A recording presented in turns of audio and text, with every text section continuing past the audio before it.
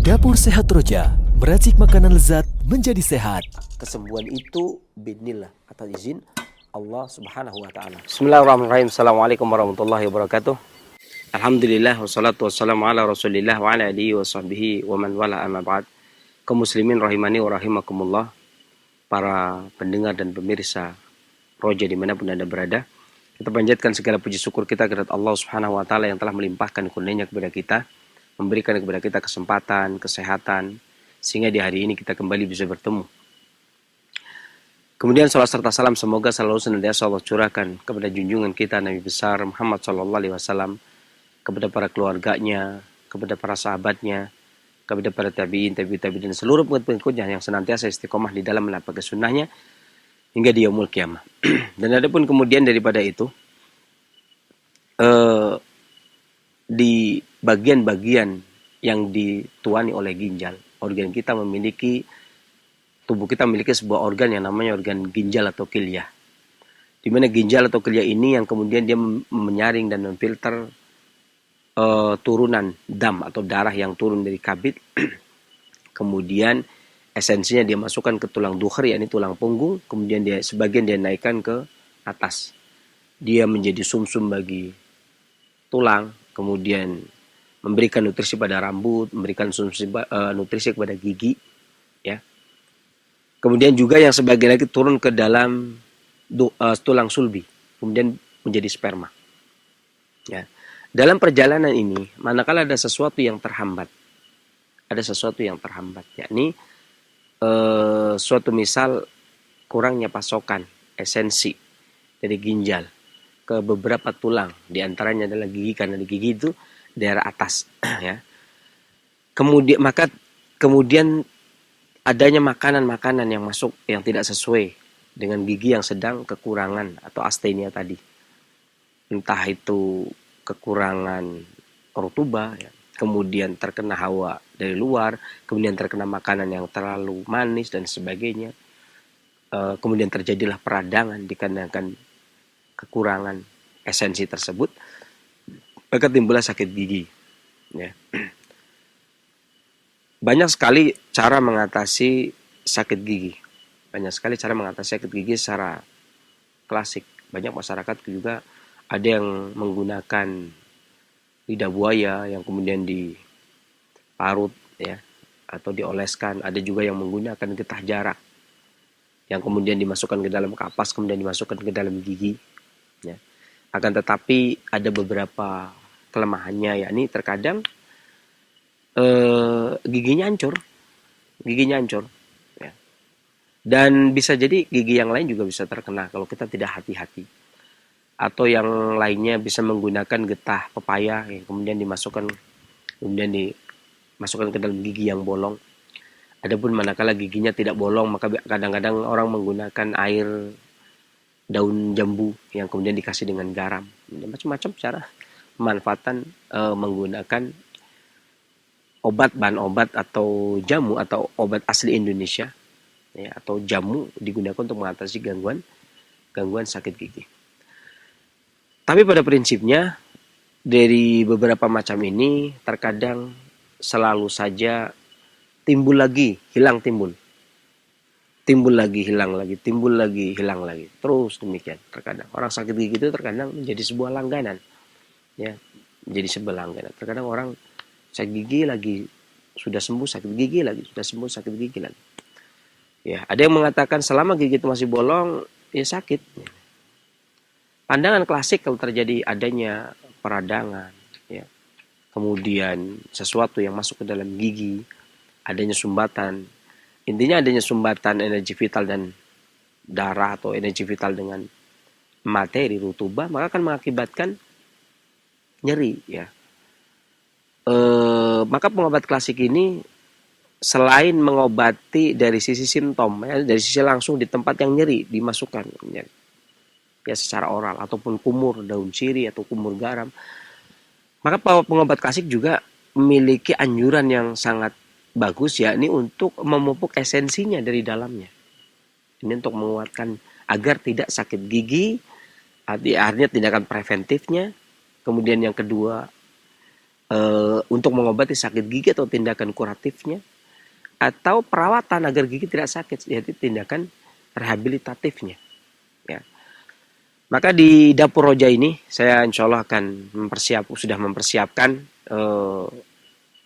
materi-materi atau jamu-jamu yang hendak kita gunakan untuk mengatasi gangguan sakit gigi tersebut. Ya, maka mari kita ke dapur roja. Dan ini dapur mini ini kita bertemu untuk yang ke beberapa kali ini kita ingin menggunakan serai untuk mengatasi sakit gigi, ya. Dan ada pun serai yang digunakan untuk mengatasi sakit gigi, serai ini bisa digunakan untuk mengharmoniskan antara jantung dengan ginjal. Sumbatan yang ada pada gigi, adanya peradangan yang ada pada gigi, maka serai ini memiliki manfaat yang luar biasa, yakni memperlancar sehingga menghilangkan sumbatan. Ya, itu yang pertama. Kemudian yang kedua, kita tidak menggunakan jintan hitam kalau orang Indonesia itu mengatakan, atau habatus sauda, ya, bisa disebut. Ada yang kemudian juga kita menggunakan garam. Ya, kita menggunakan garam. Kemudian kita menggunakan kunyit. Ya, ini ada kunyit, ada garam, kemudian ada habatus sauda. Nah, kita tidak menggunakan ini. Saya jelaskan satu persatu. Adapun ini kita menggunakan air 2 gelas. Kita sudah agak panaskan terlebih dahulu. Ya. Matikan dulu, kecilkan apinya. Nah, adapun serai ini tadi saya sudah mengatakan dia melancar peredaran darah sehingga menghilangkan adanya sumbatan, sehingga menghilangkan rasa nyeri dikarenakan sumbatan energi vital tersebut. Ya. Adapun habatus sauda sebenarnya memiliki keistimewaan. Kalau dia dikunyah itu mengatasi atau mencegah terjadi sakit gigi, kemudian karena dia penghilang rasa nyeri. Ya. Kemudian dikunyah, kemudian ditelan, melegakan tenggorokan, mengatasi batuk, masuk angin, menajamkan pandangan mata, menghilangkan sakit kepala gitu ya, kalau dikunyah ya. Dan dia memiliki rasa yang pahit. Ya. Pahitnya itu anti radang, dia anti radang. Habatus sauda ini anti radang. Pada orang sakit gigi maka dia anti radang. Maka kita menggunakan habatus sauda. Ya. Tentunya saya tidak membahas tentang habatus sauda menguatkan jantung, ya, sehingga jantung kalau jantung sakit fasadat jasadil kullu, kalau dia sakit semua, kalau dia rusak semua, ya, faida sholat jasadil kullu, kalau dia baik semua, yakni kolab, dan dia memperbaiki jantung, memperbaiki organ jantung. Ya, tapi yang kita hendak bicarakan masalah sakit gigi. Ya, dia menghilangkan rasa nyeri, ya, kemudian memperlancar peredaran darah. Kemudian yang ketiga adalah kita menggunakan kunyit. Ya.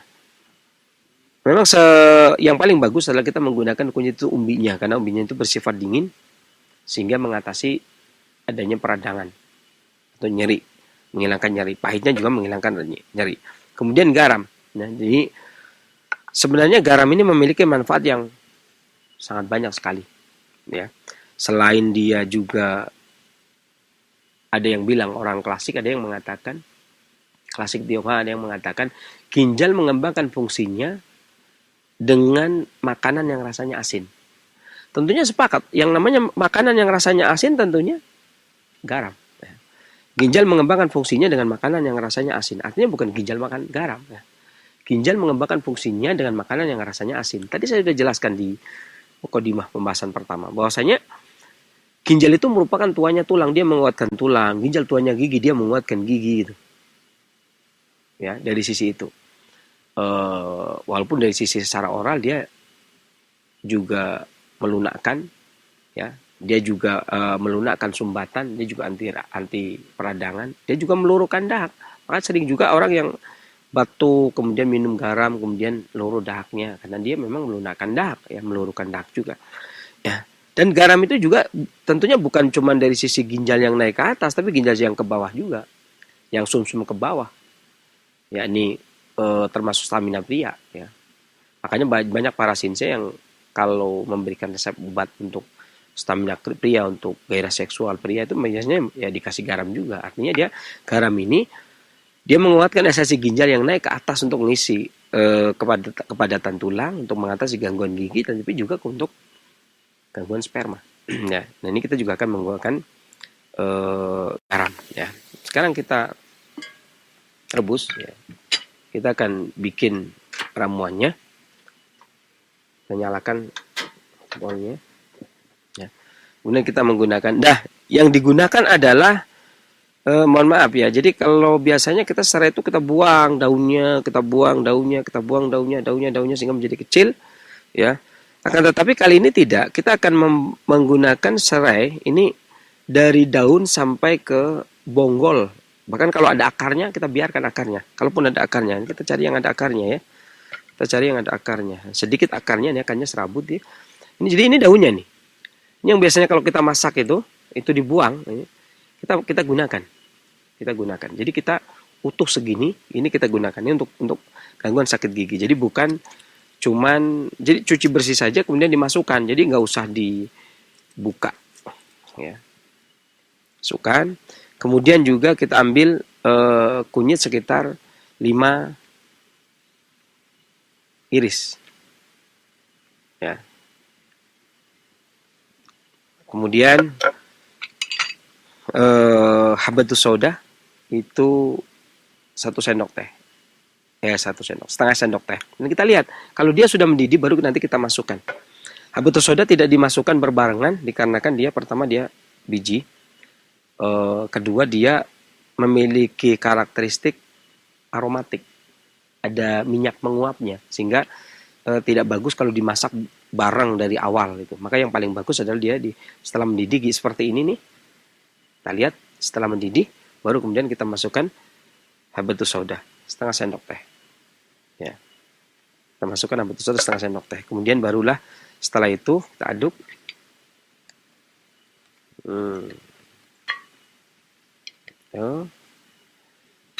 Kemudian kita kasih garam sekitar setengah sendok teh. Kemudian kita aduk.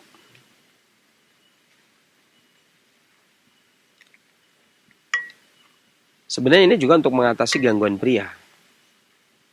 Kita aduk. Ya. Kemudian kita biarkan sambil mendidih. Lagi. Ditutup. Nah, formula ini sebenarnya ketika nanti kita mau menggunakan itu sebagian digunakan buat kumur, sebagian digunakan buat minum. Kalau dia sakit gigi, kalau tidak maka bisa digunakan buat minum saja. Ya, kita tunggu biar mendidih. Setelah mendidih, baru nanti kita matikan. Ini mendidih, baru kemudian kita matikan. Karena merebus bahan obat yang digunakan untuk mengobati penyakit-penyakit bagian atas, maka cukuplah sampai mendidih saja. Airnya 2 gelas tadi kita telah menggunakan air 2 gelas. Ya, kemudian baru kita manfaatkan ya. Ini api sudah saya matikan, baru kemudian kita menggunakan gelas. Ya. Sekitar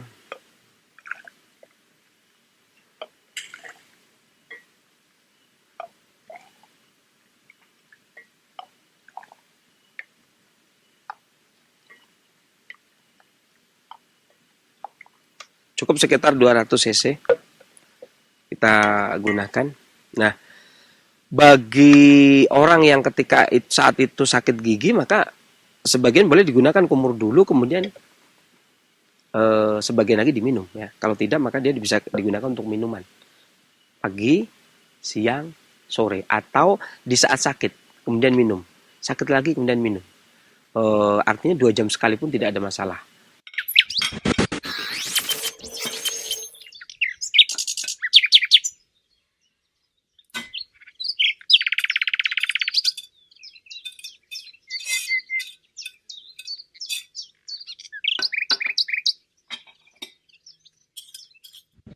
Demikian apa yang saya sampaikan, mudah-mudahan tips dari Dapur Roja, dari Dapur Sehat Roja kali ini bisa memberikan manfaat dan kesembuhan. Tentunya kesembuhan dari Allah SWT dan kekurangan dari kami. Saya akhiri bila taufiq wal hidayah. Alhamdulillahirabbil alamin. Wassalamualaikum warahmatullahi wabarakatuh. Dapur Sehat Roja, meracik makanan lezat menjadi sehat. Kesembuhan itu biidznillah, atas izin Allah Subhanahu wa taala. Bismillah, Assalamualaikum warahmatullahi wabarakatuh. Alhamdulillahilladzi arsala rasulahu bil huda wa dinil haqq liyudhhirahu 'alad dini kullihi walau karihal musyrikun. Asyhadu an la ilaha illallah wahdahu la syarikalah wa asyhadu anna Muhammadan abduhu wa rasuluh la nabiyya ba'da ma ba'd. Ikhwatal Islam, azakumullah, para pendengar Radio Roja dan pemirsa Roja TV dimanapun Anda bisa menyimak siaran kami. Apa kabar Anda di kesempatan Rabu pagi menjelang siang ini? Semoga harapan sehat selalu buat Anda beserta keluarga, dan tentunya semoga Anda semua dalam penjagaan dan perlindungan Allah Subhanahu wa taala. Amin ya rabbal alamin. Dan di kesempatan ini kita akan menyimak dan mengikuti kembali program Dapur Sehat Roja bersama pakar kesehatan klasik kita, Sensei Abu Muhammad Faris Al-Kianji hafizahullah taala, yang sudah hadir bersama kita. Kita sapa terlebih dahulu. Assalamualaikum warahmatullahi wabarakatuh, Sensei. Waalaikumsalam. Gimana kabarnya, Sensei? Alhamdulillah Sehat ya. Baik, ikhwatal Islam, jazakumullah. Dan setelah penyampaian materi, silakan Anda dapat bertanya secara langsung. Baik, kita langsung ke Sensei Abu Muhammad Faris Al-Kianji. Di kesempatan ini kita membahas bagaimana atau mengatasi gangguan sakit gigi dan mengobati sakit gigi, benar ya, Sensei? Dan racikannya Dengan formula serai. iya, serai dan kunyit, 1 ruas serai, 5 iris kunyit, setengah sendok teh batu sauda, setengah sendok teh garam, dan 2 gelas air. Baik, Sensei, tadi disebutkan dalam video bahwa ginjal atau kilia perannya sangat penting bagi kesehatan gigi. Apakah ini bisa diartikan bahwa seorang yang ginjalnya ada penyakit atau masalah bisa sangat berdampak pada kesehatan giginya? Ya. Bagaimana sih? Ya. Baik, makasih. Bismillahirrahmanirrahim. Alhamdulillah, salatu wassalamu ala rasulillah wa ala alihi wa sahbihi wa man wala, amma ba'd. Kaum muslimin rahimani wa rahimakumullah, para pendengar dan pemirsa Roja dimanapun Anda berada. Suatu pertanyaan yang bagus, karena ini tentunya sesuatu yang tidak umum pada satu sisi dan umum pada sisi yang lain ya. Artinya kalau melihat sejarah dari pengobatan, artinya antara pengobatan klasik dan pengobatan atau barat dan timur, ini memiliki sisi yang berbeda, baik dari sisi sejarah, dari sisi cara berpikir, ya, dan dari sisi pemeriksaan serta penetapan penyakit pada kasus yang sama. Maka dari itu, para pengobat timur memiliki pandangan-pandangan yang tentunya tidak sama dengan kedokteran barat. Ya, kedokteran timur memiliki pandangan-pandangan yang tidak sama. Ya, satu contoh saja dalam hal anatomi, pengenalan anatomi. Para pengobat klasik ini mengetahui anatomi berdasarkan fenomena, gambaran yang ada di luar untuk mengetahui apa yang ada di dalam. Ya, cerminan luar, penampilan luar merupakan cerminan dalam. Ya, dan ini di Jawa pun ya diakui permasalahan seperti ini. Artinya bukan berarti kalau ganteng dalamnya sehat, bukan begitu ya. Tapi seseorang itu menganalisa sesuatu yang datang dari luar untuk menghukumi sesuatu yang ada di dalam. Contoh dalam pemeriksaan, dia memahami adanya korina dan imarat, adanya tanda-tanda dan penyerta penyakit yang tentunya ada di luar tubuh. Ya kan? Kita jelas sekali ya, kalau seseorang itu dongkol, pasti suara dan ucapannya berbeda dengan seseorang yang ridho, gitu kan? Nggak ada yang kemudian orang itu nggak paham mana kalimat yang dilontarkan itu kalimat keridhoan atau kalimat kedongkolan, ya, dengan dendam dan sebagainya. Tentunya ini sesuatu yang berbeda. Dan apa yang nampak dari luar itu digunakan untuk mengetahui fenomena atau gambaran yang ada di dalam tubuh dari sisi pemeriksaan. Adapun dari sisi barat, ini kalau saya pikir ini lebih cenderung kepada kaifiyat, ya. Lebih cenderung kepada memahami suatu fungsi. Adapun kedokteran barat tentunya menuntut sesuatu yang materi, ya. Bilang materialistis, materi. Artinya dilihat pada kenyataannya, sehingga muncullah komputerisasi seperti ronsen dan sebagainya untuk mengetahui permasalahan tersebut, sehingga benar-benar ada fotonya gitu. Ada fotonya. Bahkan ketika darah pun terukur ya, sekian itu. Ya, kesehatan itu terukur. Sementara kalau pengobatan klasik hanya memahami karakter darah itu sesuai dengan karakteristiknya atau sesuai dengan tabiatnya. Ya. Tentunya ini loh cara berpikir yang sangat berbeda, di mana pengobat timur itu memiliki sebuah konsep, yakni ginjal merupakan tuannya daripada tulang dan gigi merupakan bagian daripada tulang. Artinya dia memiliki hubungan tentang tumbuh dan rapuhnya serta kekuatan tulang tersebut. Atau tulang dalam arti ini ya termasuk gigi. Ya. Contohnya pada anak-anak misalkan.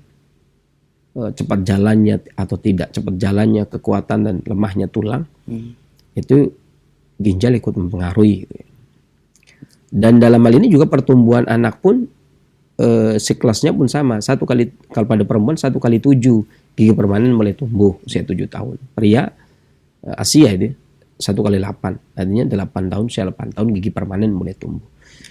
Artinya setiap meningkat kekuatan ginjal 7 tahun, nyeri haid ya 7 tahun lebih kuat giginya, 21 tahun terus sampai kemudian nanti paling tidak 4 kali, artinya bisa 5 kali 8 atau 7 kali 7 ya usia perempuan itu gigi sudah mulai goyang atau ada yang tanggal gitu ya, ada yang ngompol.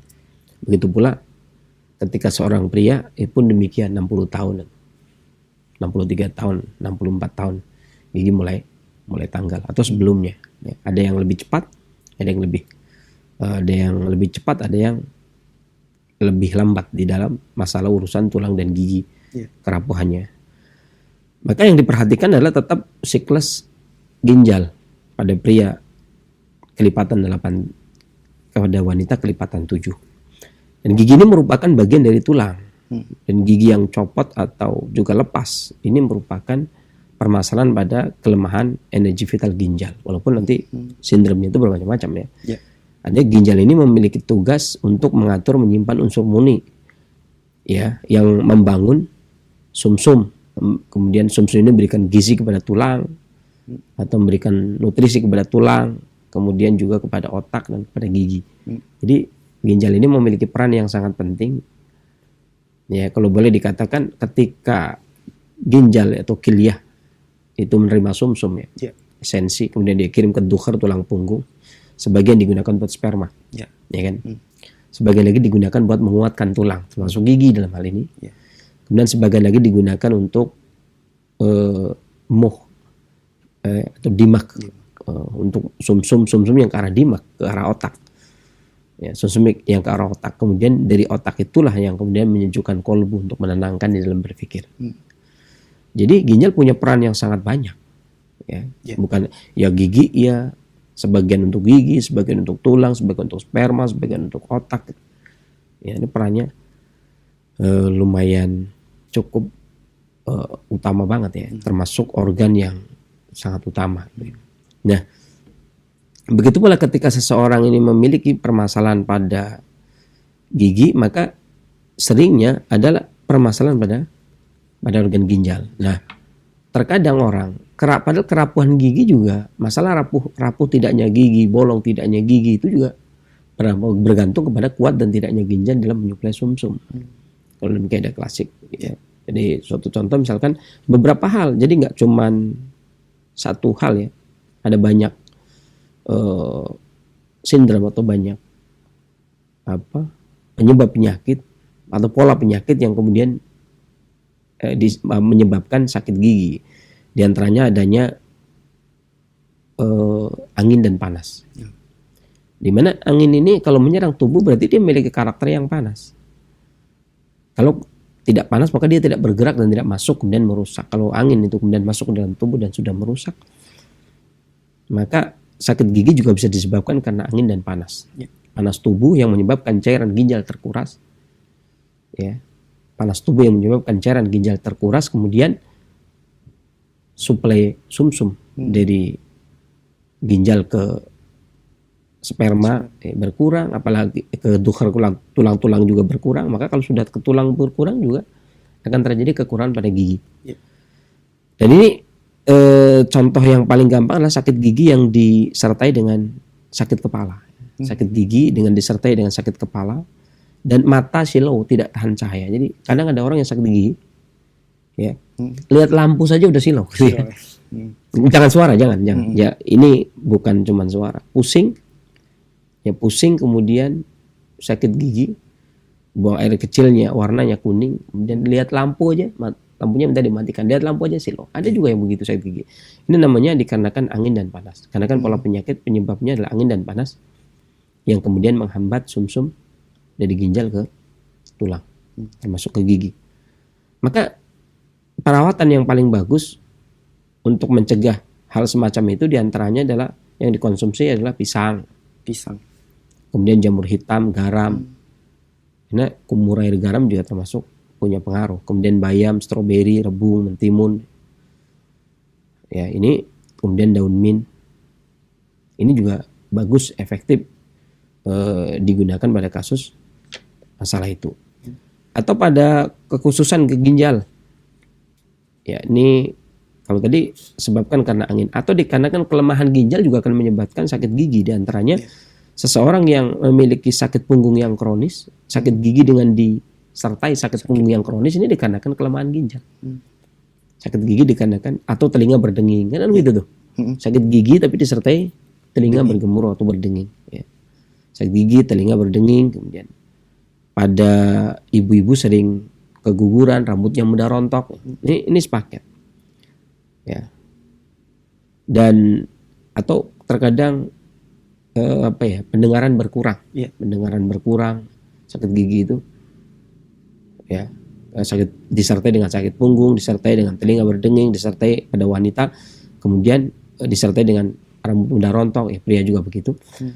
Ini penyakit ini dikarenakan kelemahan ginjal. Kelemahan ginjal yang akan berakibat kepada suplai sumsum yang terhambat karena esensi ginjal yang berkurang. Tentu pengobatannya adalah dengan cara menyehatkan ginjal. Ya.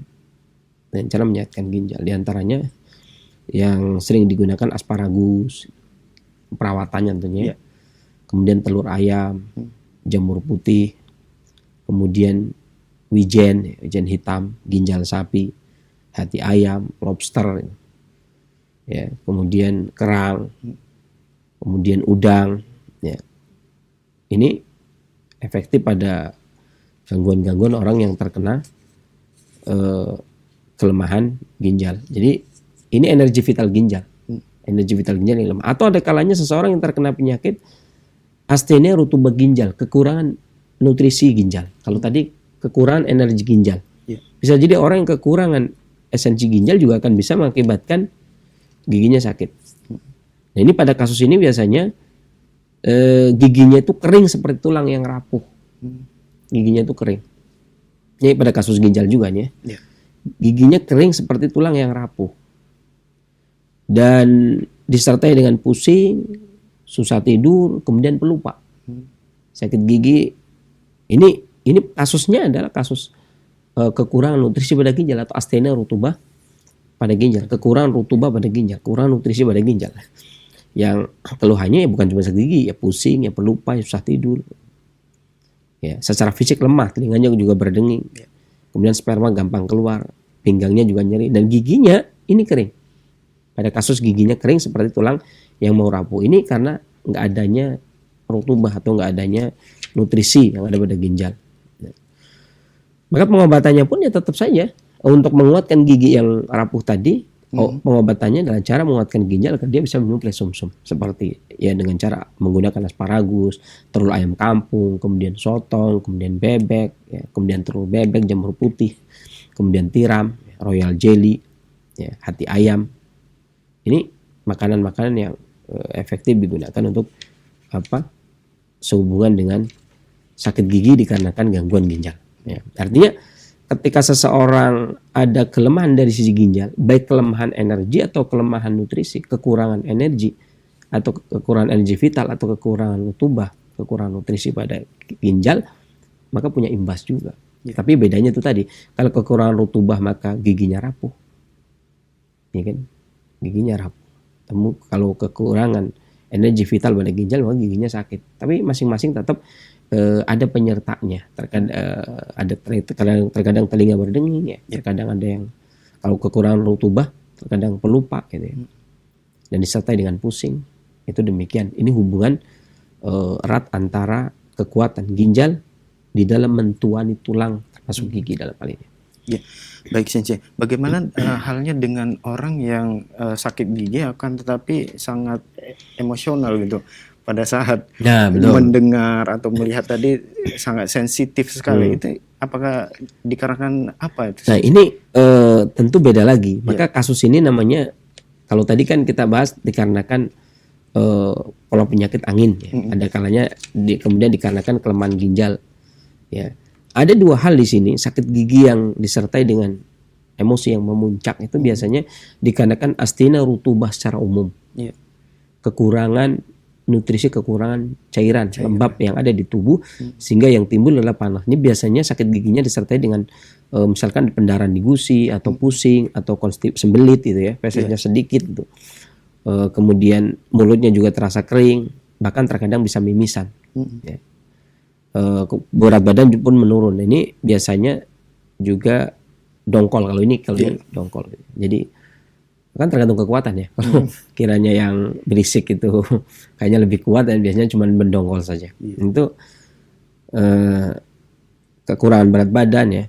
Sakit gigi ini biasanya dikarenakan astena rutubah, kekurangan rutubah sehingga timbul panas. Ya. Tapi ini cuma bisa dongkol, nggak bisa meledak. Dan yang bagus diantaranya ya sirip ikan hiu, sarang burung agak mahal nih. Ya, kemudian kacang polong, keju, asparagus, telur ayam kampung, kemudian sotong ini mencegah. Bebek, telur bebek, jamur putih, kemudian tiram, ya. Kemudian juga royal jelly. Adapun yang emosi yang meledak, ya, ini dikarenakan berlebihnya panas yang ada pada tubuh. Ini namanya pola penyakit atau sindrom berlebihnya panas yang ada pada tubuh. Dan pada kasus sakit gigi seperti itu terkadang bisa sering kali dia terkadang ludahnya berdarah, terkadang batuk berdarah gitu ya. Terkadang telinga berdenging gitu. Dan sering mimpi orang tersebut ya. Tidak bisa tidur, nyeri pinggangnya, penyertaannya gampang lupa, kalaupun batuk terkadang mengeluarkan darah, tenggorokan kering. Ya. Suka mengeluarkan keringat di malam hari, maka ini emosinya biasanya lebih meledak. Kalau tadi dongkol, ini meledak. Ini keluarkan. Berisik, gitu kan. Jadi padahal habis itu gitu lagi kan. Ini yang bagus dikonsumsi diantaranya adalah pisang, jamur hitam, garam, bayam, kumur garam, kemudian minum juga air garam. Ini kumur garam juga disambitin kayak gidul ya, disikat gigi kemudian kumur. Ada beberapa pengalaman di sini, ada orang yang kalau saya tanya para nelayan, biasanya mereka mencegah sakit gigi dan bolong itu dengan cara setiap habis makan dia kumur air laut. Ya. Sana kan dekat laut. Bagi yang enggak kan berarti air garam. Air garam. Caranya harus garam. Kumur air garam. Ya, air mengkudu boleh, air garam boleh, kemudian kumur ya. Kemudian boleh dikeluarin, boleh diminum. Kalau ada dahak diminum, kalau enggak dikeluarin. Jadi biasanya kalau kumur ya keluarin gitu ya. Kumur opok-opok. Pelan juga enggak. Jadi kemudian dikeluarin. Ini juga efektif untuk mengatasi gusi berdarah, kemudian juga sakit gigi gitu ya. Ini biasanya orang yang marah meledak ini, emosi ini biasanya tidak bisa tidur. Ya. Maka makanan yang bagus efektif bagi dia karena dia panas berlebih ya. Selain akar alang-alang itu atau rebusan air kangkung atau air mentimun yang dikukus, bisa menggunakan pisang, jamur hitam, garam, bayam, dan juga stroberi, kemudian rebung, mentimun. Ada rebung juga bisa bagus, rebung bambu ya. Kemudian hati, kemudian daun bit, kemudian daun peppermint. Kemudian juga telur ayam, telur bebek, asparagus, royal jelly, kemudian juga tiram. Ya, ini tiram ini kerang tapi kayak kerang sungai dalam. Tiram itu kerang yang sungainya itu dalam yang dingin. Biasanya tiram itu seperti itu, bukan sungai yang dangkal. Ya. Itu kalau meledak, kalau tadi emosi dongkol. Jadi ketahanan ini yang tadi, yang astenia, artinya astenia rutubah menimbulkan panas, kekurangan dingin menimbulkan panas, atau stenia berlebihnya panas, itu akan menimbulkan panas darah juga sehingga dia meledak-ledak dan disertai dengan sudah pusing, susah tidur, telinganya berdenging, orangnya berisik gitu ya, dan sakit gigi. Kalau sudah nggak sakit gigi, ludahnya berdarah, kadang sakit pinggang, kadang batuk berdarah. Ini namanya baru kemudian meledak. Ini disebabkan karena pola penyakit panas berlebih ada pada tubuh. Demikian. Nah, Sensei.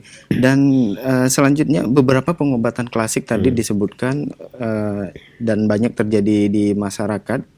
Ya, biasanya menggunakan lidah buaya, getah daun jarak dan sebagainya tadi ya.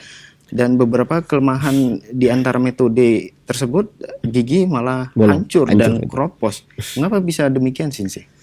Ya itulah. Jadi kadang kan kita sering dengar bahwasanya obat tradisional itu aman gitu ya.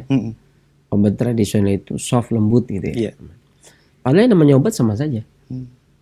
Namanya obat sama saja. Bahkan kalau di zaman sebelum merdeka, artinya sebelum Budi Utomo berdiri, artinya propaganda tentang pengobatan itu belum beradu gitu ya. Artinya saling beradu itu. Artinya mereka berjalan sesuai dengan murni ya, sesuai dengan kapasitasnya masing-masing, kemudian untuk menolong masyarakat. Timur juga berjalan untuk menolong masyarakat, Barat juga berjalan untuk menolong masyarakat. Tidak ada unsur politik yang kemudian menguasai. Timur menguasai pengobatan satu Nusantara, belum di Indonesia soalnya.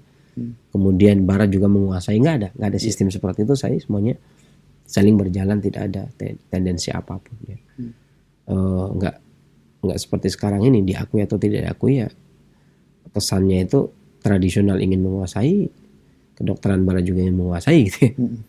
Ya yang repot masyarakatnya kayaknya jadinya. Jadi dulu di tahun 1902 pun ketika Nyonya Kloppenberg itu menulis tentang tanaman-tanaman obat gitu. Ini orang Belanda, orang farmasi. Ini masih nggak ada maksud tertentu, nggak ada tendensi. Dia juga mengatakan dengan enaknya gitu kan. Kalau obat herbal pun, kalau bahkan ketika batu ginjal nih nggak pecah-pecah, udah pakai herbal aja lebih cepat. Nah, itu mereka bilang. Atau mencret, udah pakai herbal aja lebih cepat. Ini kalimat mereka. Karena semuanya bicara fair ya untuk maslahat masyarakat. Artinya di situ kan keras berarti. Betul-betul ada yang keras kan? Nyatanya. Jadi nggak bisa dibilang kemudian obat herbal itu lambat, nggak keras. Jadi lambat geraknya dan nggak keras. Enggak, orang dulu nggak mengatakan begitu. Nggak ada istilah seperti itu. Buktinya juga getah jarak dimasukin hancur giginya, kan keras gitu ya, keras. Padahal obat dokter belum tentu hancur, kan itu namanya keras itu. Kalau tidak bilang tidak keras. Kemudian juga getah Kamboja itu lebih cepat, itu getah Kamboja itu hancur juga. Kadang minyak cengkeh gitu ya. Minyak cengkeh nggak terlalu keras, nggak sekeras getah jarak dan getah Kamboja. Kemudian ada juga getah pepaya gitu ya. Kalau getah pepaya juga lebih nggak keras itu ya. Kalau kemudian juga selain getah pepaya, kadang-kadang kita mengunyah daun jambu, ini lebih aman.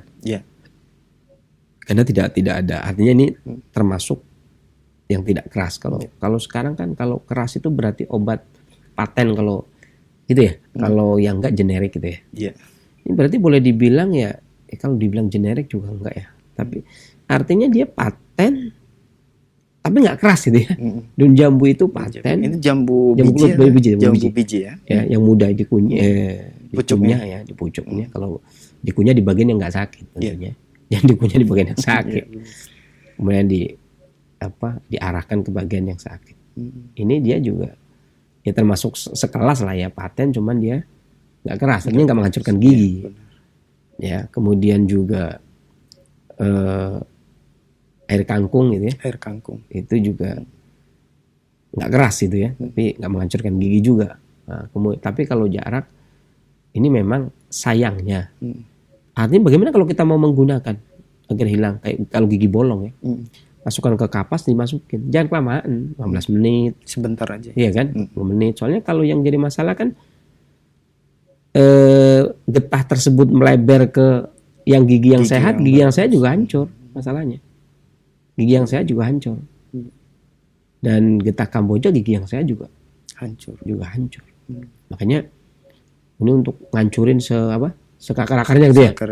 Terus dimasukin ya, ketika getahnya kebanyakan ya.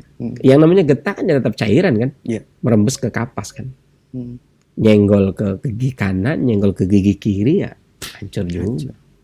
Tetap hancur juga. Makanya tetap kehati-hatian ya kalau untuk yang gigi bolong. Makanya saya katakan tadi, makanan-makanan yang tadi saya sebutkan itu menguatkan ginjal untuk mencegah terjadinya gigi bolong dan seterusnya. Ya kan. Demikian. Dan ya jazakallahu khairan atas penjelasannya. Selanjutnya kita beralih ke pengobatannya Sensei ya. Bahan-bahannya salah satunya tadi adalah dengan serai. Dan manfaatnya bisa mengharmoniskan antara jantung dan ginjal. Maksud mengharmoniskan ini bagaimana Sensei? Jadi dalam kaidah klasik ini jantung itu sumber panas. Jantung itu sumber panas. Dan panasnya jantung ini bisa menghancurkan makanan dengan sistem pemanasan tersebut. Jadi jangan dikira para pengobat klasik itu tidak berangan-angan bahwasanya makanan yang ada di dalam perut itu di blender, kayak blender itu giling kan. Tapi dipanasi sampai hancur. Bahkan batu pun hancur. Gitu. Nah, panas yang berlebih seperti ini tentunya kalau dia dominan menguasai tubuh akan panas. Otak nggak bisa berpikir gitu ya. Gelisah, karena panas ya simbol gelisah. Ini di mana-mana panas ya gelisah. Bukan cuma ya, kita panas juga tidur juga nggak bisa, buka baju tidur blabak sini blabak sini. Ya. Orang yang panas juga begitu, nggak bisa diam dia, maunya ngomel mulu.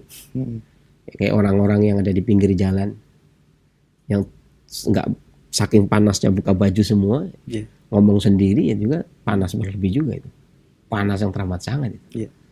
Makanya makanan apa saja, walaupun sisa tong sampah pun makan ya habis, nggak pernah dia mencer dia. Sakit perut, ngeluh, sakit kepala. Karena saking panasnya tadi. Nah, kita yang masih sehat ini bicaranya. Ini ada istilah begini. Jadi panas jantung dengan dingin ginjal. Jadi sumber panas ada di jantung, sumber dingin ada di ginjal. Nah, kalau ginjal itu kurang dingin, ya otomatis panas menguasai. Kalau ginjal terlalu dingin, jantung cairan terlalu banyak, jantungnya panasnya kurang, itu pun dingin akan menguasai. Padahal tubuh terdiri dari harorat dan rutubah, itu harus seimbang. Kata Ibnu Qayyim harus seimbang walaupun susah, gitu ya. Jadi panas jantung masuk ke dalam kilyah yang kanan, ginjal bagian kanan, kemudian menghangati. Jadi ginjal bagian kiri cairannya naik. Nah, jadi cairan yang naik ini itu tadi sumsum otak, naik ke otak, ke dimak, kemudian kata Imam Ibnu Qayyim dalam Miftahul Sadat turun. Makanya fungsinya otak adalah untuk menyejukkan jantung agar dia bisa berpikir dengan tenang. Ya, meskipun kata Ibnu Qayyim beliau mengatakan ada perbedaan pendapat di situ. Ada yang mengatakan kalau fungsinya otak itu untuk mendinginkan jantung, untuk menyejukkan jantung agar tidak panas berlebih, seharusnya otak adanya di leher dong agar lebih, ya kan? Cepat gitu. Tapi kata Ibnu Qayyim pendapat yang pertama, ya kalau di leher otaknya kebakar gitu. Katanya. Yang benar ya benar di atas. Jadi ada jembatan gitu. Ya turun. Panas jantung tidak langsung membakar otak, ya. Kamu itu nggak bisa berpikir. Jadi turunnya ini ya, madhab yang 3 madhab ya. Madhab Syafi'i, Hambali, Maliki, Syafi'i yang berpendapat bahwasanya akal pikiran itu berpikir itu di jantung ya, di kolbu maksudnya, di kalbu. Ya, jadi dia menyejukkan. Nah, harmonis itu dalam arti panasnya jantung bisa menghangati ginjal sehingga bisa mengeluarkan sumsum untuk naik untuk gigi kan cairan harus naik. Naik itu kan harus diuapi. Ya kan? Kalau nggak dipanasi ya cairan kan nggak mau naik. Kasarannya begitu tuh logikanya. Naik. Dan kalau dinginnya ginjal berlebih juga nggak bisa naik karena panas tidak bisa menaikkan. Makanya dingin serai ini mengharmoniskan dalam arti menjaga agar ginjal tidak berlebih dinginnya, jantung tidak berlebih dalam panasnya, sehingga sirkulasi antara panas dan dingin yang ada dalam tubuh itu seimbang. Nah, Sensei, dan bahan yang selanjutnya adalah kunyit, Sensei, ya. Dan kunyit yang paling bagus adalah umbinya. Yang maksud umbinya ini apa, Sensei? Jadi kalau orang Jakarta bilang, ada yang bilang empu, ada yang bilang biang. Iya. Sebenarnya empu itu ya, kalau orang dulu ya para ahli ya, seperti penulis kitab atau pembuat keris. Iya. Empu Gandring, empu Supa gitu ya. Kemudian empu Seda, empu Panuluh gitu kan, penulis kitab. Itu sebenarnya empu itu, kalau ada yang bilang orang Jabodetabek itu, teman-teman pengobat Jabodetabek mengatakan, ada yang mengatakan biang. Kalau biang kan ibu ya. Biang itu bahasa lain yang artinya ibu. Kalau di dalam bahasa yang dikenal secara nasional ya namanya umbi. Ya, umbi itu pokok. Nah, cabangnya namanya rimpang. Cabang itu namanya. Mesti ada pokok bonggol tadi. Ada rimpang itu ada cabang-cabangnya itu. Iya. Dan yang banyak yang ya, dijual umbi di ini lah. pasar itu yang rimpang apa? Nah, biasanya yang umbi itu yang dibeli sama tukang jamu. Tukang jamu itu belinya umbi. Iya. Tapi rimpang yang di pasar itu, kalau yang beli tukang sayur itu pasti rimpangnya. Iya. Karena dia buat masak itu pasti rimpang. Tapi kalau tukang jamu pasti umbi. Karena patinya lebih banyak kan. Karena dia dibikin jamu kan. Iya. Lebih banyak. Dan mereka berpendapat, karena para pengobat tradisional ini punya pendapat kan begini. Artinya semua makanan itu terpusatnya kan di umbinya. Iya. Baru kemudian disebar di rimpangnya. Dan ini kan mau buat obat. Artinya nutrisi yang paling banyak itu yang diambil, yang di umbinya tadi. Cuman kalau untuk kunyit, spesialis kunyit itu antara umbi dan rimpang karakternya berbeda. Umbi dengan rimpang karakternya berbeda. Jadi umbi itu karakternya dingin. Yeah. Kalau rimpang itu kayak karakternya panas. Hangat ya. Dingin. Beda dengan temulawak, semua dingin. Kalau kunyit, rimpangnya sudah hangat, umbinya dingin. Yeah. Nah, pada kasus-kasus yang sakit gigi dikarenakan panas, maka efektif sekali menggunakan kunyit. Itulah makanya para pengobat itu hendaknya, seorang pengobat klasik itu harus mengetahui tanah tempat berpijak yang mengeluarkan mengandung, karena dia ada tanaman yang ada di dalam tanah tersebut, karakternya harus tahu, kemudian dia muncul dengan daunnya harus tahu. Jadi kalau bahasa Turkinya, kalau dulu gurunya Syekh Samsudin, gurunya Muhammad Al-Fatih, penakluk Konstantinopel tahun 1453, itu sampai-sampai masyarakat mengatakan gurunya Muhammad Al-Fatih itu Syekh Samsudin ini seakan-akan dia bisa bercakap dengan tanaman. Jadi tanaman itu ngasih tahu, saya khasiatnya ini loh. Kan itu tadi, seorang pengobat klasik itu dia melihat tanaman itu dia tahu khasiatnya apa. Jadi dari sisi karakteristiknya, tanahnya, karena tanahnya yang merupakan tabiat utama, kemudian hawa udara musim yang merupakan tabiat kebiasaan, sehingga dia bisa menentukan mesti ini sifatnya demikian. Tanaman ini sifatnya demikian, tanaman ini sifatnya demikian. Panas tingkatan sekian, dingin tingkatan sekian, rasanya demikian. Itu mempunyai ketajaman seperti itu. Dan ini tentunya pemahaman seperti ini berkaitan dengan lamanya dia belajar dan pemahamannya dia ketika cross check, membedakan tanah ini dengan tanah itu, udara ini dengan udara itu, dan memahami musim-musimnya. Kalau tidak, maka kesulitan juga. Baik, jazakallah khairan Sensei atas penjelasan yang sangat bermanfaat sekali, dan kita buka sesi tanya jawab ya Sensei. Nah, ikhwatal Islam azakumullah, para pendengar Radio Roja dan pemirsa Roja TV dimanapun Anda bisa menyimak siaran kami, silakan bagi Anda yang ingin bertanya secara langsung seputar kesehatan. Ya, halo, assalamualaikum. Assalamualaikum. Waalaikumsalam warahmatullahi wabarakatuh. Dengan Bapak siapa di mana? Dengan Aris dari Bogor. Ya, silakan Pak Aziz. Saya mau bertanya, ada beberapa ini. Yang pertama, apakah ada hubungan ginjal-ginjal itu dengan semua tulang, termasuk tulang rawan? Karena seperti kayak di lutut-lutut Terus atau untuk terapinya.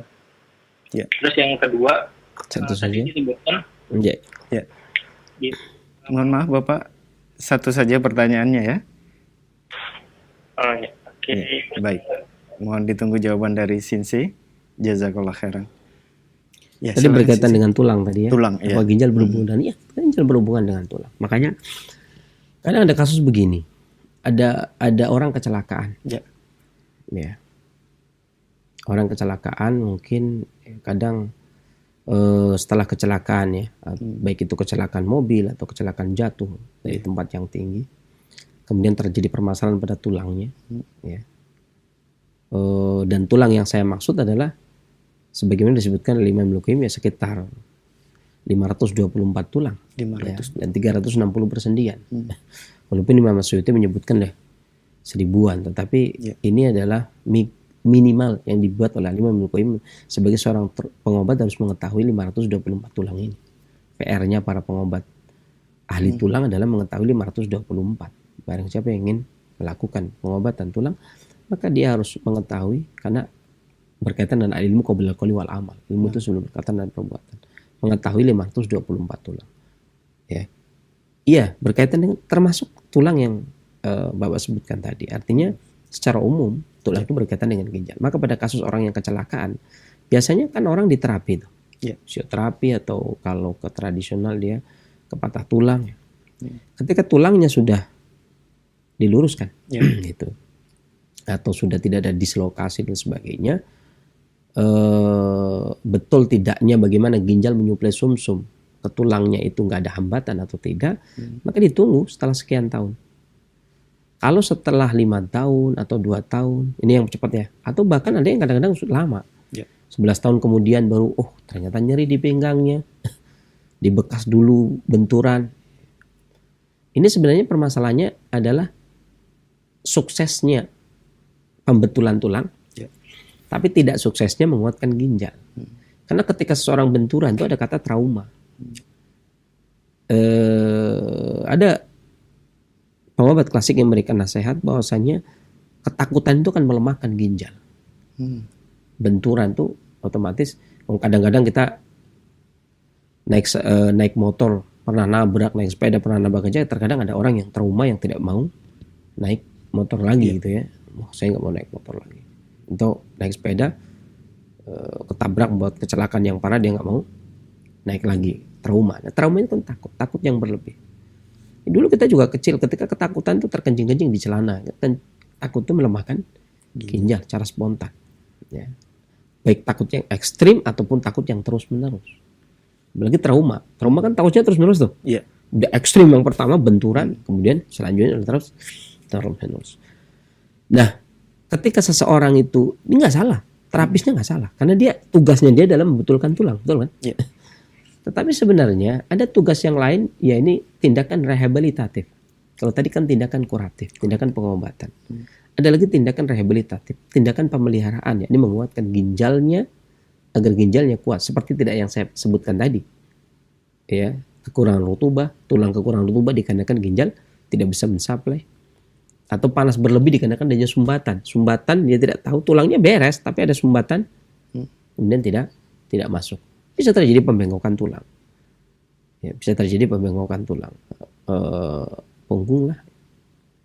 Ya, dan pada kasus ada juga dicontohkan kalau di buku Tibbun Nabawi ada kasus seperti irkun nasa contohnya. Itu yang nyeri karena ada sumbatan tuh. Sumbatan aja, sumbatan cairan lembab yang tidak. Ini kan bukan urusannya ahli terapi tulang, karena cuma ada cairan lembab yang menghambat gitu ya. Tetapi tidak bisa masuk. Cairan darah dan sumsum tidak bisa lewat masuk, sehingga lama-kelamaan kaki mengecil, nyeri yang teramat sangat. Makanya disebut irkun nasa penyakitnya. Dan kata Nabi SAW obatnya adalah ekor kambing. Itu disebutkan dalam hadis. Jadi kata Ibnu Qayyim penyebabnya ada sumbatan cairan lembab yang menghambat, ya. Kemudian terkena angin kering dari luar. Nah, ini yang saya sebutkan tadi itu, angin dan panas. Panasnya itu sumbatan, anginnya dari luar, angin kering tadi yang saya sebutkan pertama tadi. Sakit gigi dikarenakan angin dan panas. Itu ke ginjal juga larinya ya. Maka terkadang 5 tahun baru ada masalah, sekian tahun. ya, pada kondisi yang ginjalnya tidak terlalu parah, tidak terlalu lemah, maka bisa jadi 11 tahun baru ada. Ya, 10 tahun, 11 tahun, 20 tahun, 30 tahun baru terjangkit masalah yang berkaitan dengan ginjal yang disebabkan karena suplai sumsum dari ginjal ke tulang itu tidak sukses, ya. Demikian. Nah, jazakallah khairan Sensei atas jawaban yang telah disampaikan. Demikian untuk Pak Aziz yang berada di Bogor telah bertanya di kesempatan siang yang berbahagia ini. Nah, khotul Islam azakumullah, masih kami buka kesempatan bagi Anda yang ingin bertanya secara langsung. Assalamualaikum. Waalaikumsalam warahmatullahi wabarakatuh. Dengan Ibu siapa di mana? Dari Umu Imam di Madura. Silakan Umu. Iya. Dari Umu Imam di Madura. Silakan. Ya, silakan Umu. Tapi Ya. terlebih dahulu dikecilkan volume televisi atau radionya karena ada pantulan suara ya. Iya, iya. Mm-mm. Afan ini, kami kan punya cucu, Ya. putri, usianya itu 7 bulan. Mm-mm. Nah, di sendi-sendi cucu kami itu terutama di lutut, Ya.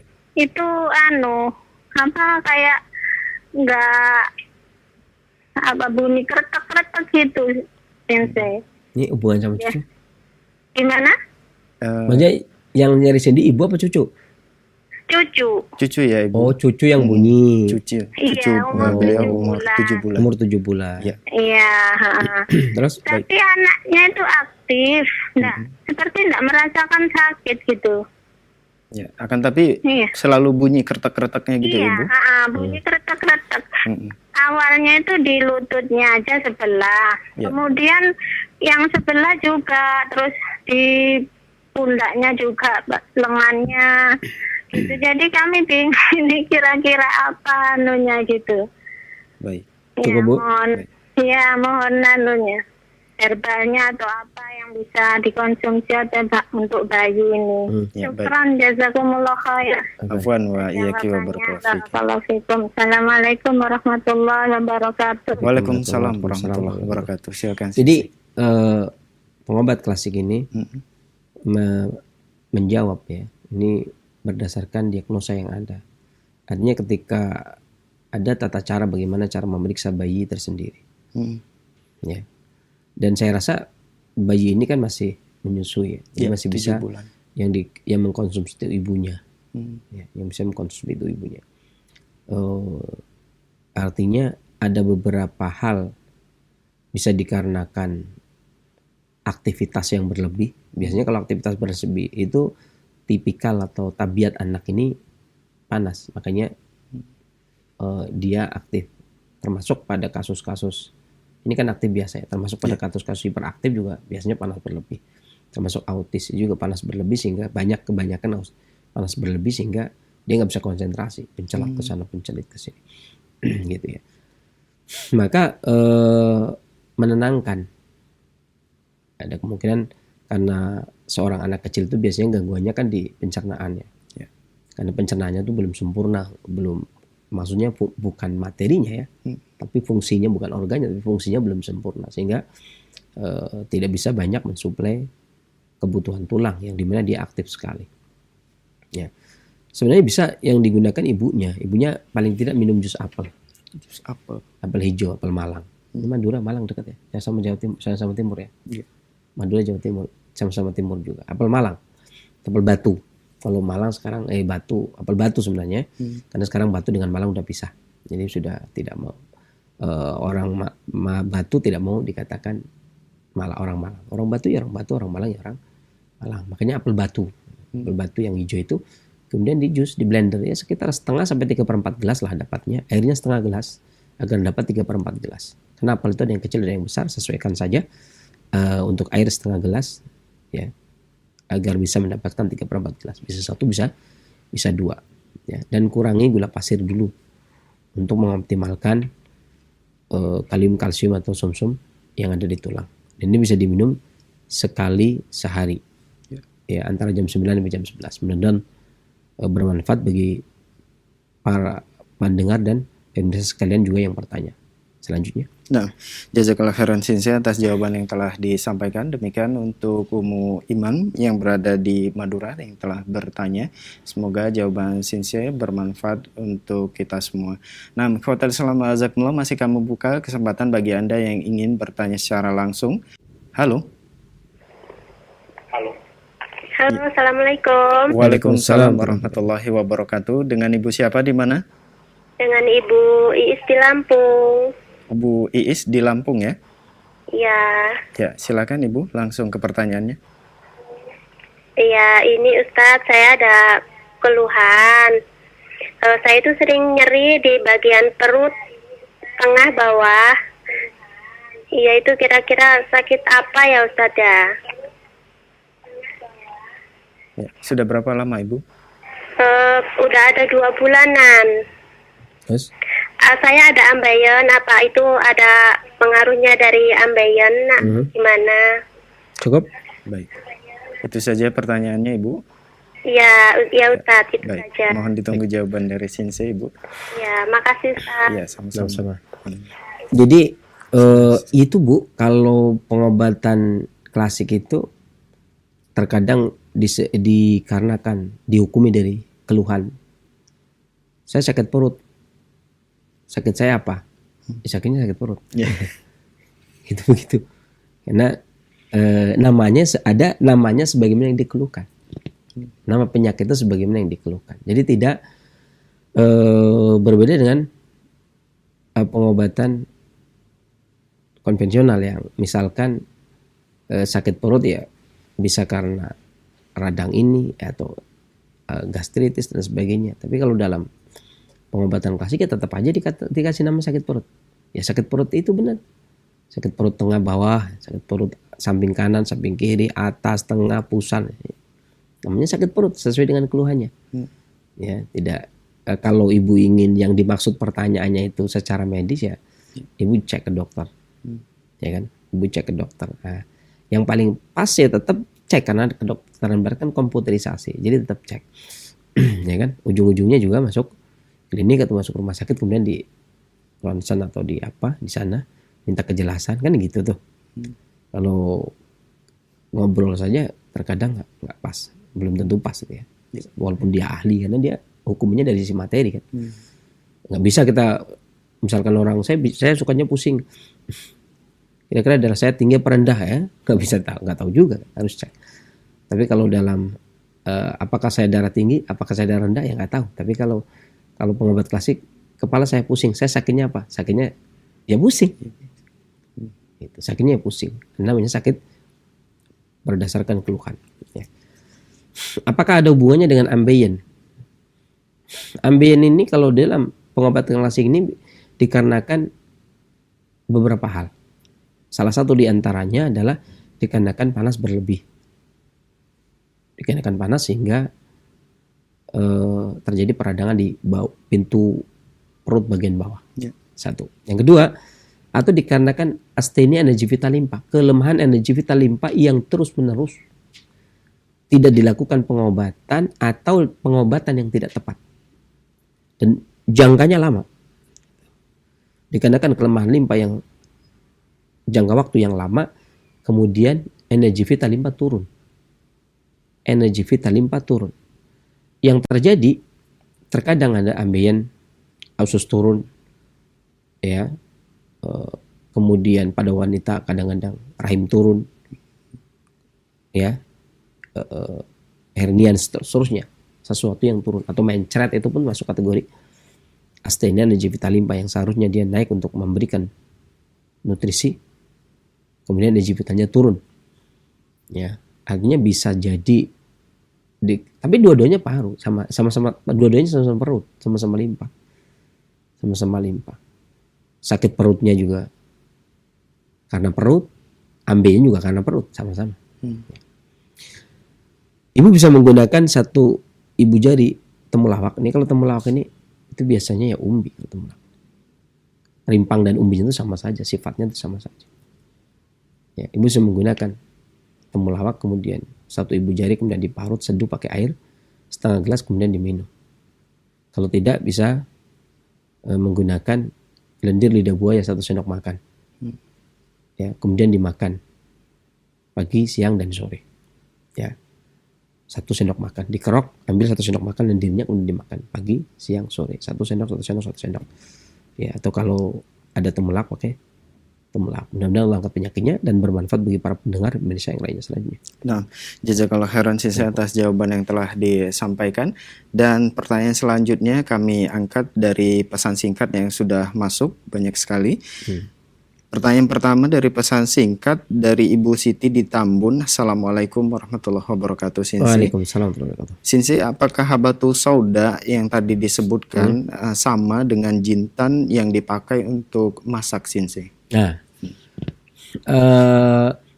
kalau masalah jintan yang dipakai untuk masak, kadang ada yang menggunakan jintan putih, kadang ada yang menggunakan jintan hitam.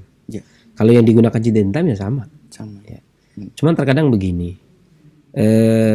disebut habatus sauda itu kan karena dari Timur Tengah, dari Mesir, dari Habasha, Ethiopia, gitu ya. Kemudian dari Yaman. Artinya sesuatu yang datang dari Timur Tengah. Jadi karena menggunakan bahasa sana, maka habatus sauda. Ya. Di Indonesia dikenal dari dulu namanya jintan hitam atau Nigella sativa kalau bahasa internasionalnya. Ya, jintan hitam. Kalau dapat ya sama saja, boleh juga menggunakan. Dan bukan berarti orang di sana ya, di Timur Tengah pun tidak menggunakan masakan. Terkadang lapis orang Arab itu kalau bikin kue-kue itu kan dikasih jintan juga, kasih habatus sauda juga, kasih jintan juga. Ya, cuman apakah jintannya Indonesia atau apa, yang jelas kalau karakteristik tentunya beda. Tempat tumbuh, kondisi panas hawa ataupun tanahnya kan beda, tabiat tetap beda. Tapi ini ada masalah karena orang Indonesia, makanannya Indonesia, air minumnya Indonesia, obatnya Indonesia, nggak ada masalah. Allah turunkan penyakit, Allah turunkan obatnya, ya kan, nggak ada masalah. Pakai jintan hitam, habatus sauda yang ada di Timur Tengah, Mesir dan sebagainya pun bagus. Pakai dari Indonesia pun tidak ada masalah. Ya. Kan di Indonesia juga sudah menggunakan, dari dulu menggunakan habatus sauda atau jintan hitam. Ya, dulu kalau nggak salah yang banyak tumbuh Kalimantan, ya. Ini kalau di Indonesia ini Kalimantan itu ajib, seharusnya kan dia tropis ya, tapi rupanya tumbuh juga. Di beberapa kabar menyebutkan banyak juga Kalimantan itu tumbuh habatus sauda. Itu bisa menggunakan yang jintan yang digunakan untuk masak, asalkan yang hitam, bukan yang putih. Baik, jazakallah khairan Sensei atas jawaban yang telah disampaikan. Dan pertanyaan selanjutnya masih dari pesan singkat dari seorang ibu di Jawa Barat. Assalamualaikum warahmatullahi wabarakatuh, Sensei. Waalaikumsalam. Sensei, mohon resep herbal untuk penyakit tiroid atau terdapat benjolan di leher bawah bagian kanan dan sudah berobat ke dokter dan hasil diagnosa lab hipertiroid. Dan saya mau mencoba untuk berobat klasik. Mohon nasihatnya, Sensei. Syukron. Walau bagaimanapun juga sebenarnya ketika seseorang itu sudah melakukan diagnosa hadir dengan diagnosa tidak hadir, tentunya sebagian orang kan mengatakan lebih kuat diagnosa hadir itu ya. Ya, ini dengan tidak mengurangi rasa hormat kepada para dokter ya. Memang kalau diagnosa dokter apa, kemudian obatnya dari dokter itu, maka saya katakan tepat. Pemeriksaannya ke dokter, berobatnya ke dokter, itu juga tepat, gitu kan. Dan kesembuhan itu dari Allah ya. Nggak mesti diobati dokter sembuh, nggak mesti diobati dokter nggak sembuh, gitu kan. Dan begitu pula diobati Sensei ataupun diobati herbalis atau diobati pengobat klasik atau ya, diobati penghayu, atau bisa jadi sembuh, bisa jadi nggak sembuh, gitu kan. Kesembuhan itu hak prerogatif Allah. Bagaimana kita menggantungkan diri kita kepada Allah Subhanahu wa taala, itu ya. Tetapi yaitu tadi ada beberapa hal yang sering digunakan oleh para pengobat klasik tentang mengatasi gangguan leher yang bengkak, banyak hal. Dan banyak suka tanaman-tanaman yang sering digunakan, dari mengkudu, kemudian daun belimbing muluh, gitu ya. Atau daun bayam, banyak lagi menggunakan. Kemudian juga kunyit, ada yang juga menggunakan beluntas.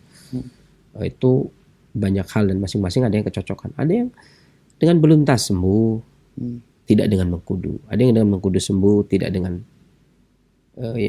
dengan menggunakan yang kunyit. Ada yang dengan kunyit sembuh, tapi tidak juga sembuh dengan yang lain, gitu ya. Jadi ada kalanya orang-orang masing-masing memiliki kecocokan. Dan ini kelemahannya nggak diagnosa ya. Kelemahannya nggak diagnosa adalah saya memberikan resep kemudian dicoba, gitu kan. Digunakan. Apakah cocok? Berdasarkan keluhan, gitu kan. Kan saya katakan tadi bisa pakai mengkudu, bisa pakai kunyit, bisa pakai beluntas, bisa pakai batu soda, kan gitu ya. Ya, tadi kecocokannya yang mana? Makanya saya tidak berani memberikan obat, memberikannya makanan. Mengkudu kan buah, makanan. Beluntas lalapan, itu ya. Kemudian kunyit bumbu dapur, makanan juga. Batu soda juga tadi sudah ditanyakan, termasuk bumbu masak juga. Jadi saya tidak kalau pertanyaan seperti ini, makanya kan saya jarang kemudian menggunakan sambiloto gitu kan, enggak. Karena dia bukan makanan, gitu kan. Atau menggunakan brotowali gitu kan, karena dia bukan makanan. Saya tidak menganjurkan seperti itu. Yang saya anjurkan adalah makanan. Kalau 3 hari kemudian tidak kerasa mengecil, kemudian kan bisa ganti gitu kan. Ibu bisa menggunakan mengkudu 1 buah yang sudah putih, kemudian didiamkan semalaman matang biar agak lembut, peras ambil airnya, kemudian minum. Lakukan sekali sehari. Atau bisa menggunakan kunyit, parut, 1 ibu jari, seduh pakai air setengah gelas, kasih garam sedikit, kemudian minum. Ya. Atau bisa pakai lalap pakai beluntas. Ya. Beluntas kukus kemudian dimakan. Itu juga boleh. Atau bisa menggunakan daun belimbing wuluh ditumbuk. Kasih garam sedikit kemudian dibalurkan di bagian luar. Insyaallah semuanya aman. Yang dari luar juga aman, ya. Atau bayam duri itu bayam liar ya. Cari bayam duri, tumbuk, kasih garam dikit, balurkan. Kalau sudah kering baru dibersihkan pakai arangan. Ya, demikian. Tentunya karena tidak diagnosa, ibu bisa memilih mana yang lebih pas buat ibu. Karena terkadang itu tadi saya katakan, ada yang cocok pakai mengkudu, ada yang cocok pakai kunyit, ada yang cocok pakai beluntas, ada yang cocok pakai obat yang datang dari luar saja. Ya, ibu bisa pakai 7 hari. Kemudian 7 hari, dan 7 hari kan itu ya. Kalau enggak, ini kok kayaknya kurang, ganti. Ini kurang, ganti. Kalau di buku-buku klasik ya, yang terbitan tahun 97. Ini pembahasannya klasik, cuman diterbitkan tahun 97. Ada yang berpendapat cure-nya itu batasnya itu 14 hari, Bu. 14 hari dia pakai. 14 hari ganti. Kalau enggak kurang cocok berarti ganti. Di antara 4 itu. Di antara itu tadi, gitu ya. 14 hari. Tapi kalau saya antara 3, 5 dan 7 lah. Ibu 3 hari kayaknya kok belum mengecil, ganti. Kan begitu tuh. Kemudian kalau ibu pengen mantep 5, kalau saya setujunya 3 hari. Meskipun ada batasan 14 hari. Para pengobat klasik ada yang lebih memiliki kelonggaran karena tidak mendiagnosa. Ini bukan salah. Karena tidak mendiagnosa kan dia memberikan kelonggaran kan, karena tidak mendiagnosa. Ya. Sebenarnya itu sah-sah saja. Maksimal itu ganti 14 hari. Ganti resep. Itu maksimal. Ya, jangan sampai lebih dari 14 hari kemudian baru ganti resep. Ya, karena kalau nggak ada perubahan, kok 14 hari nggak ada perubahan. Diem aja terus pakai itu, jangan, ganti. Ya, karena resep itu tidak berdasarkan diagnosa. Kalau ingin menggunakan resep yang berdasarkan diagnosa, ya dokter tadi yang sudah memeriksa, atau mendatangi herbalis penghayu atau pengobat klasik setempat yang paling dekat dengan ibu, kemudian berobat. Mudah-mudahan Allah angkat penyakitnya, bermanfaat pula bagi para pendengar dan pemirsa yang lainnya. Selanjutnya. Baik, jazakallah khairan sisa atas jawaban yang telah disampaikan. Pertanyaan selanjutnya dari Pak Jaya di Bogor. Assalamualaikum warahmatullahi wabarakatuh. Sensei, saya mau bertanya, agar ginjal dan jantung tetap normal atau tetap sehat, apa saja minuman, makanan yang harus dikonsumsi atau yang jangan dikonsumsi? Terima kasih atas solusinya. Syukron.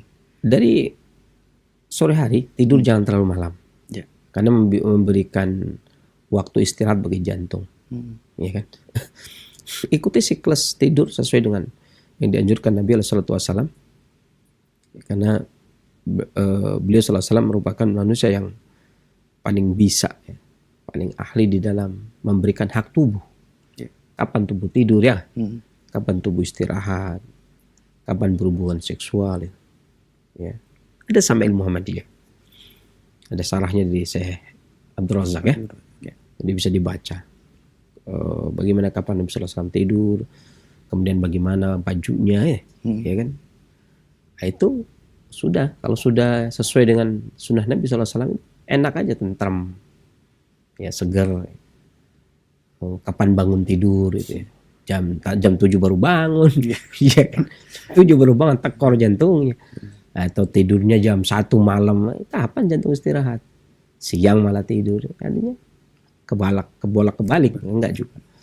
Dari sisi pola hidup gitu. Kemudian ada sedikitlah olahraga, ya, untuk agar asal kelihatan seperti basah sedikit gitu kan. Makan jangan terlalu berlebih dan jangan memakan makanan yang tidak biasanya. Ini orang ini penyakitnya kan, wah kapan lagi nih, saya belum pernah makan ini, itu kan, itu. Makan sesuai dengan tabiatnya. Dicontohkan pula Nabi SAW dikasih dop aja, Nabi SAW tidak memakannya. Ya. Kalau kita kan enggak, kelas kita. Sesuatu yang belum pernah kita makan, nah itu yang kita incar pertama. Artinya terkadang, ya namanya, mungkin ada istilah adaptasi ya. Jadi ketika makanan yang baru kan kita harus adaptasi dulu. Oke, mulut mah nggak adaptasi, belang aja. Perlu adaptasi. Ini sifatnya bagaimana, ya kan? Makan seperti biasa yang dimakan. Ya, kemudian juga istirahat, tidur, makan, gitu. Dan jangan lupa madu 3 sendok makan, bangun tidur mau tidur, olahraga yang teratur, lakukan. Ya, betul lah, kata saya baca aja sama Muhammadiyah, apalagi udah disarah oleh Abdul Razak. Kemudian juga pola hidup juga udah ada disebutkan oleh Imam Ibnu Qayyim, ya, di dalam Zadul Ma'ad juga ada, ya,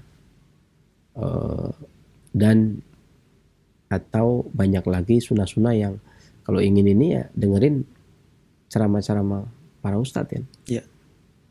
Ya, kapan sholat sunnah, kapan diem, kapan bangun. Nah, itu begitu. Karena harmonis jantung dan ginjal itu, harmonis materi dan fungsi itu, ya paling tidak harmonis antara materi dan batin, ya. Ya, bagaimana emosinya juga. Kalau emosinya meledak-ledak, berarti jantungnya panas berlebih.